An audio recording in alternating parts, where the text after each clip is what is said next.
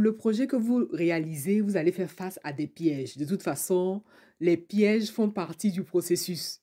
Ici, dans cette capsule, je veux surtout éveiller votre entendement sur ces trois pièges principaux que vous voulez éviter sur le chemin de la réalisation de votre projet, sur le chemin de réaliser ce qui vous tient véritablement à cœur. Quand je suis partie d'Abidjan, j'avais 21 ans et quand j'arrive en Europe, j'aurais tellement souhaité avoir les informations que j'ai aujourd'hui. Mais après, je me dis, de toute façon, c'est mon chemin, c'est mon processus, c'est le chemin que j'ai voulu suivre, que mon âme a choisi. Et donc, je suis reconnaissante, malgré les difficultés, malgré les revers, malgré vraiment ce que j'ai traversé comme épreuve. Je me dis au fond, ce sont ces épreuves-là qui ont fait de moi ce que je suis aujourd'hui et j'en ai tiré tellement de leçons. Oh, mon Dieu, j'en ai tiré tellement de leçons et ici, je vous partage des clés de ces leçons-là. Ces leçons sont issues de mes propres expériences, de mes formations, de mes informations, parce que je suis naturellement curieuse. Oui, naturellement curieuse et j'aime comprendre comment fonctionnent les choses. J'aime surtout avoir accès à des informations qui vont me permettre d'avancer. Et donc, dans cette capsule, je vais vous partager trois pièges puissants qui, si vous les évitez véritablement, vont vous aider à réaliser votre projet avec aisance. D'accord? Ici, on parle de la réalisation de projets, de l'atteinte de vos objectifs, mais ces trois pièges-là, vous pouvez également les appliquer dans tous les domaines de votre vie. Alors, le premier piège, c'est la facilité. Oui, la facilité. Attention, il n'y a pas d'opposition à avoir ici. Ça ne veut pas dire que ce que vous devez faire, vous devez ramer avant d'obtenir ce que vous voulez, ou bien vous devez galérer, vous devez souffrir. Non, non, non, non.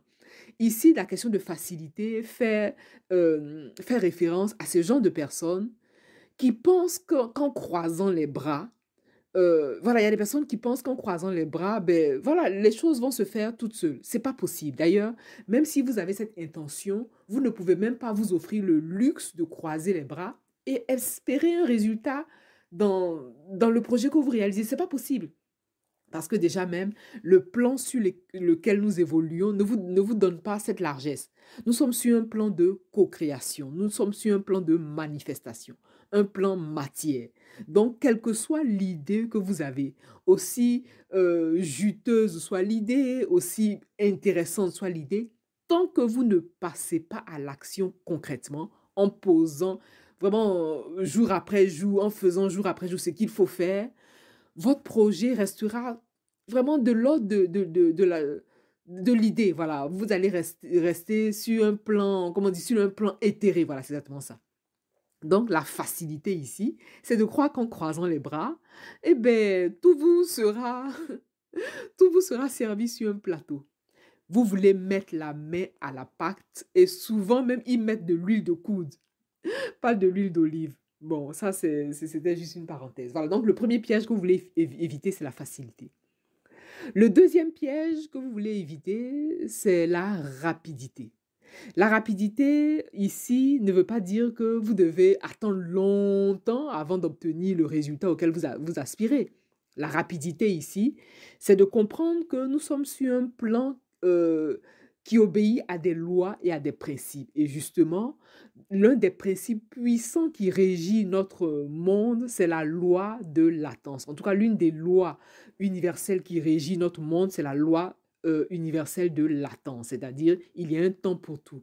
Vous-même, vous êtes une preuve vivante de cette loi de latence, dans le sens où vous avez été conçu, vous êtes né au bout de au minimum 7 mois, voilà, vous êtes né au moins à 9 mois, 7 mois. Donc, quelque part, il a fallu un moment pour que vous puissiez naître. C'est pareil pour tout ce que vous faites, c'est pareil pour votre projet. Et donc, donnez le temps au temps. Faites confiance au processus, passez à l'action, faites votre part et donnez du temps au temps. Donc voilà, il y a la facilité, la rapidité et enfin le sans effort. Tout à l'heure, je vous parlais du piège de la facilité qui rejoint un peu le piège du sans effort. Attention encore, cela ne veut pas dire qu'il faut que vous puissiez trimer avant d'obtenir ce que vous voulez. Mais le sans effort veut dire que vous ne voulez pas faire votre part. C'est-à-dire, non seulement vous ne voulez pas poser les actions qu'il faut, vous ne voulez pas y mettre du vôtre, et vous espérez que votre projet va sortir de terre en claquant des doigts.